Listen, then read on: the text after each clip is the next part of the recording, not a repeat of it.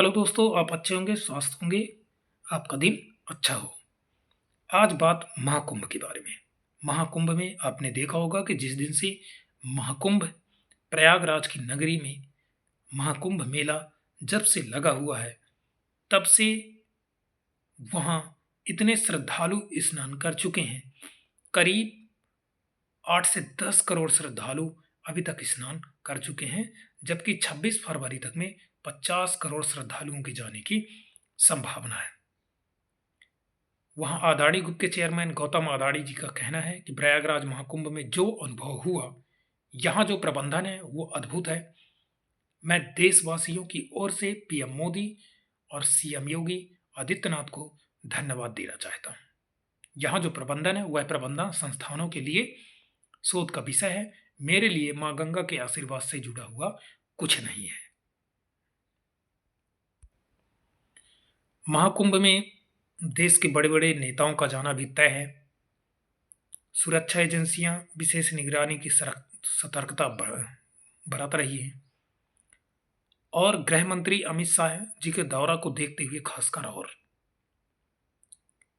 प्रमुख चौराहों, कार्यक्रमों, स्थलों और विशेष निगरानी के साथ सतर्कता बढ़ा दी गई है। उपराष्ट्रपति जगदीप धनखड़ 1 फरवरी को संगम में पवित्र डुबकी लगाने वाले हैं। भारत के राष्ट्रपति द्रौपदी मुर्मू को 10 फरवरी को प्रयाग जाने की उम्मीद है। अपनी यात्रा के दौरान राष्ट्रपति के प्रमुख कार्यक्रमों में भाग लेने की उम्मीद है। इन नेताओं की सुचारू और सुरक्षा यात्रा सुनिश्चित करने के लिए प्रशासनिक और सुरक्षा एजेंसियों को मजबूत किया जा रहा है। प्रधानमंत्री नरेंद्र मोदी 5 फरवरी को महाकुंभ मेला 2025 का दौरा कर सकते हैं। वहीं गृह मंत्री अमित शाह 27 जनवरी को मेले में शामिल होंगे। इसके अलावा उपराष्ट्रपति जगदीप धनखड़ जी भी 1 फरवरी को समारोह में शामिल होने की उनकी उम्मीद है। अपने तय कार्यक्रम के अनुसार 17 जनवरी को गृह मंत्री अमित शाह महाकुंभ में शामिल होंगे। इस दौरान वे संगम में पवित्र स्नान करेंगे, गंगा का पूजा करेंगे और अधिकारियों के साथ बैठक करेंगे। अडानी समूह के चेयरमैन गौतम अडानी ने भी अपनी पत्नी प्रीति अडानी के साथ इस्कॉन मंदिर के शिविर में लोगों को भोजन वितरित किया। अडानी समूह और इस्कॉन के प्रयागराज में महाकुंभ मेले में श्रद्धालुओं को भोजन परोसने के लिए हाथ बढ़ाया। महाप्रसाद सेवा 13 जनवरी से 26 फरवरी तक महाकुंभ मेले की पूरी अवधि के लिए दी जा रही है। उत्तर प्रदेश की पुलिस ने महाकुंभ की सुरक्षा के लिए स्थानीय पुलिस और अर्धसैनिक बलों सहित 10,000 से अधिक कर्मियों को तैनात किया है। एनडीआरएफ ने श्रद्धालुओं की सुरक्षा सुनिश्चित करने के लिए संगम पर जल एम्बुलेंस तैनात की गई है। महाकुंभ 13 जनवरी से शुरू हुआ है और 26 फरवरी तक चलेगा।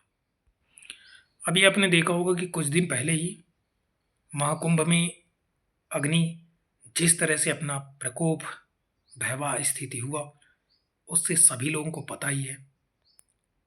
श्रीकर पात्र धाम वाराणसी और गीता प्रेस गोरखपुर के शिविर में हुई अग्नि दुर्घटना के दौरान 30 फीट ऊंची लपटें उठी। घटना की भयावह का अंदाजा इसी से लगाया जाता है कि चंद मिनटों में ही 5,000 स्क्वायर फीट एरिया वाला पूरा शिविर चारों तरफा आग से घिर चुका था। बांस के बने 280 काटेज जलकर राख हो गए थे। इन काटेजों में रखे 13 एलपीजी सिलेंडर भी आग की चपेट में आकर फट गए और अफरा तफरी मच गई।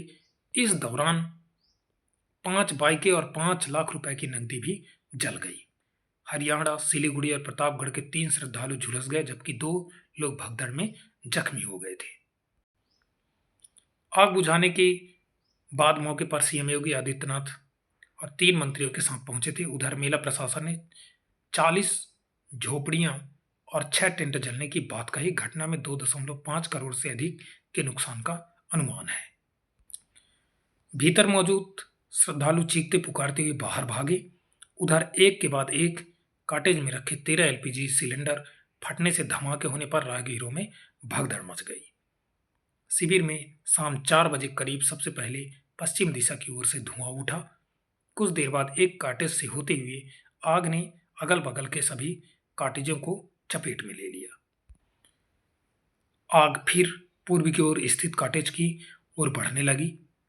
बमुश्किल 7 से 8 मिनट बीते होंगे कि आग ने शिविर के पूर्व की ओर से स्थित सभी कॉटेजों को चपेट में ले लिया। हाल यह है कि 5000 स्क्वायर मीटर एरिया में बना यह शिविर 15 मिनट के भीतर पूरी तरह से आग के चपेट में आ चुका था। एक साथ कई कॉटेजें के धू धू कर जलने से यह हालत हुई कि 30 से 30 फीट ऊंची लपटें उठने लगी। चौतरफा आग से वहां कोहराम मच गया। शिविर के अंदर मौजूद लोग चीखते पुकारते हुए बाहर की तरफ भागे। तब तक शिविर के बाहर भारी भीड़ हो चुकी थी। इसी दौरान कॉटेज में रखे सिलेंडर फटने लगे। रह रहकर सिलेंडर फटने के साथ ही धमाके भी होने लगे। धमाके इतने जबरदस्त थे कि कई किलोमीटर दूर तक इनकी गूंज सुनाई दी। उधर धमाकों से राहगीरों में भगदड़ जैसी स्थिति मच गई। पुलिसकर्मियों ने किसी तरह स्थिति नियंत्रित कर और लोगों को हटाकर मार्ग खाली कराया।